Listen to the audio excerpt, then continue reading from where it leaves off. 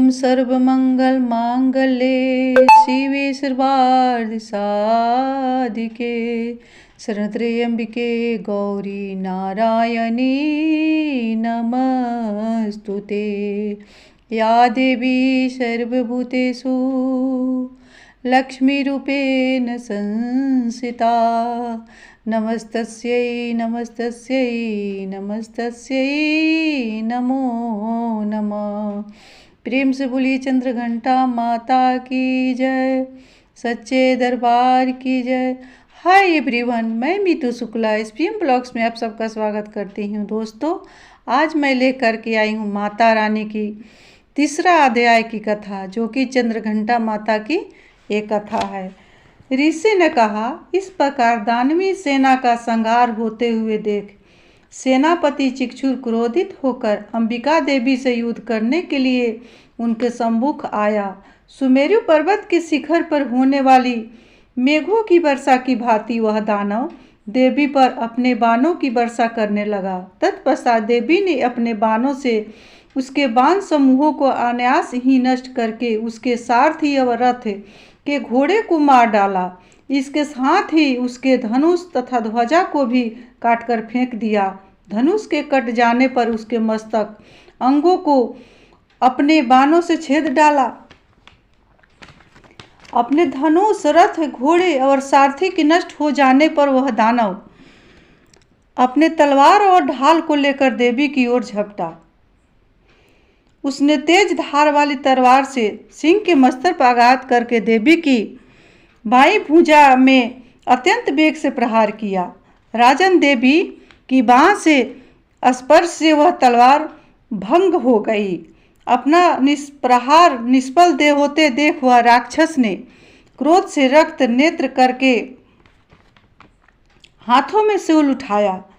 तब उस महादानव ने देवी भद्रकाली के ऊपर अपना शूल चलाया। वह आकाश मंडल से गिरते हुए सूर्यमंडल के समान अपने तेज से देदीप्यमान हो गया। बड़े वेग से उस शूल को अपनी ओर आते देख प्रचुर में देवी ने भी अपना शूल चलाया। देवी के शूल के प्रहार से दानव शूल के सैकड़ों टुकड़े हो गए। साथ ही उस शूल के द्वारा महाबली सेनापति चिक्षुर का प्राणांत हो गया। महिषासुर के महावीर सेना नायक चिक्षुर के वधोपरांत देवताओं का पीड़क चामर नामक राक्षस हाथी पर सवार होकर लड़ने के लिए आया। उसने आते ही देवी पर शक्ति का आघात किया, परंतु जगदम्बिका ने उसे केवल हुंकार मात्र से ही घायल निष्भ्रम करके तत्क्षण भूमि पर सुला दिया। अपनी खंडित शक्ति को देखकर चामर परम कुपित हुआ। क्रोध में भरकर उसने शूल का वार किया, किंतु देवी ने उस शूल को अपने बाणों द्वारा काट गिराया। इतने में अवसर पाकर देवी का सिंह हाथी के मस्तक पर उछल पड़ा और दानव के साथ वायुयुद्ध करने को उद्यत हुआ। वे दोनों लड़ते लड़ते हाथी से भूमि पर उतर गए और अत्यंत क्रोधित होकर परस्पर प्रचंड प्रहार करते हुए लड़ने लगे। तत्पश्चात देवी का सिंह आकाश की ओर प्रबल वेग से उछल पड़ा और गिरते समय अपने पैने पंजे के प्रहार से चामर का सिर धड़ से भिन्न कर दिया। इसी प्रकार उदग्र दैत्य पत्थरों और वृक्षों की चोट खाकर रणस्थल में देवी के हाथों मारा गया और कराल राक्षस भी दांतों, घुसों एवं थप्पड़ों की मार से भूमि पर गिर पड़ा। गदा के प्रहार से देवी ने उद्धत नामक राक्षस को चकनाचूर कर दिया। भिंदपाल से वास्कल एवं बाणों से ताम्र तथा अंधक को यमराज के घर भेज दिया। त्रिनयना परमेश्वरी ने अपने त्रिशूल से उग्राशय, उग्रवीर तथा महाहनु नामक दैत्य को मार गिराया। बिडाल दैत्य के मस्तक को तलवार से आघात से मुंडहीन कर दिया। दुर्धर और दुर्मुख नामक दोनों राक्षसों को अपने बाणों से बिंधकर यमालय में भेज दिया। इस प्रकार अपनी सेना का क्षय होते देखकर महिषासुर ने भैंसों का रूप बनाकर देवी के गणों को त्रस्त करना प्रारंभ कर दिया। वह राक्षस किसी किसी को थुथुन से मारकर, किसी किसी पर खुरों के प्रहार से, किसी किसी को पूंछ की चोट से और किसी को अपने सींगों से विदीर्ण कर दिया। कुछ गणों को प्रबल वेग से, किसी को सिंहनाद के द्वारा, किसी को घुमाकर और कितने को ही अपने निश्वास वायु के झोंके से भूमि पर गिरा दिया। इस प्रकार गणों की सेना को तितर बितर करके हुआ राक्षस भगवती के सिंह को मारने के लिए वेग से झपटा। इससे महामाया को अतीव क्रोध उत्पन्न हुआ। उधर महाबलशाली महिषासुर भी क्रोध होकर भूमि को अपने खुरों से खोदने लगा और अपने सींगों से उठाकर बड़े पर्वतों को फेंककर गर्जन करने लगा। उसके वेग से घुमाने के कारण पृथ्वी अत्यंत क्षुभित होकर फटने लगी। उसकी पूंछ से टकराकर सागर पृथ्वी को जलमग्न करने लगा। हिलते हुए सिंहों के प्रहार से बादलों को समूह छिन्न भिन्न हो गए। उसके श्वास की प्रबल वायु के कारण उड़ते हुए सैकड़ों पर्वत आकाश से भूमि पर गिरने लगा। उस दानव को क्रोध की मुद्रा से में अपनी ओर लक्ष्य देखकर चंडिका देवी ने भी उसको मारने के लिए उस पर महान क्रोध प्रकट किया। सर्वप्रथम देवी ने अपने पास फेंककर उस महाबली असुर को बांध लिया। अपने को उस महारण स्थल में बध जाने पर उस राक्षस राज ने भी अपने बनावटी महिष स्वरूप का परित्याग कर दिया। तुरंत ही वह दैत्य मायावी सिंह के रूप में देवी के सामने आ गया।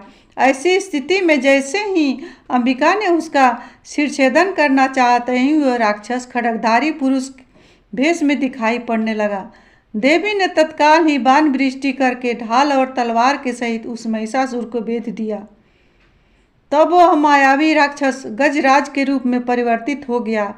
गजराज के वेश में वह राक्षस अपनी सूंड से देवी के विशाल सिंह को खींचने और गरजने लगा। खींचने का प्रयास करते ही देवी ने अपनी तलवार से उसकी सूंड काट डाली। तदनंतर उस महादानव ने पुनः अपने पहले वाले भैंसे को रूप को ग्रहण कर लिया और पहले की तरह चराचर प्राणियों सहित त्रिलोक को आतंकित करने लगा। तत्पश्चात जगत जननी चंडिका भवानी बारंबार उत्तम मधुपान करते हुए आंखें लाल करके हंसने लगी। वह राक्षस बल और पराक्रम के मद में उन्मत्त की भांति घोर गर्जना करने लगा और अपने सींगों पर उठाकर पर्वतों को देवी पर निक्षेप करने लगा। उस समय उसके चलाए हुए पर्वतों को देवी ने अपने बाणों से विचूर्ण करते हुए बोली। मधु के मद से बोलते समय उनका मुख लाल हो रहा था और जीवा लड़खड़ा रही थी। देवी बोली, ओ मूढ़, मैं जब तक मधुपान करती हूँ तब तक तू खूब मनमानी गरज ले। मेरे हाथ से यूं ही तेरी मृत्यु होने पर अब शीघ्र ही देवगण भी गर्जन करेंगे। ऋषि ने कहा। ऐसा कहकर देवी उछलकर उस दैत्य पर चढ़ बैठी। अपने पैरों से उसे दबोचकर देवी ने शूल से उसके कंठस्थल में प्रहार किया। दबाव के शिकंजे में जकड़ा होने पर भी महिषासुर अपने मुख से दूसरे रूप में बाहर होने लगा। अभी वह शरीर के अर्धभाग से ही बाहर निकला सका था कि देवी ने अपने बल से उसे रोक लिया। वह दैत्य अर्ध निर्गत अवस्था में ही देवी के साथ युद्ध करने में लग गया। तब देवी ने बहुत बड़ी तलवार से उसके मस्तक को छेदन कर दिया। महिषासुर के मरते ही उसकी बची खुची सेना हाहाकार करती हुई भाग खड़ी हुई तथा समस्त देव अत्यंत आनंदित हुए। देवताओं ने दिव्य महर्षियों के साथ मिलकर भगवती दुर्गा की स्तुति की। गंधराजगंध प्रमुदित होकर गान करने लगे तथा अप्सराएं भी नाचने लगी। इसी प्रकार मार्कंडेय पुराण में सावर्णिक मनवंतर कथा के अंदर देवी महात्म्य में वर्णित महिषासुर वध नामक तीसरा अध्याय। हरि ओम तत्सत, हरि ओम तत्सत, हरि ओम तत्सत। प्रेम से बोलिए चंद्रघंटा मैया की जय, सच्चे दरबार की जय। इसी के साथ मैं अपने वाणी को जगत जननी जगदम्बा के चरणों में विराम दे रही। मिलते हुए चौथे अध्याय में, तब तक के लिए इतना ही।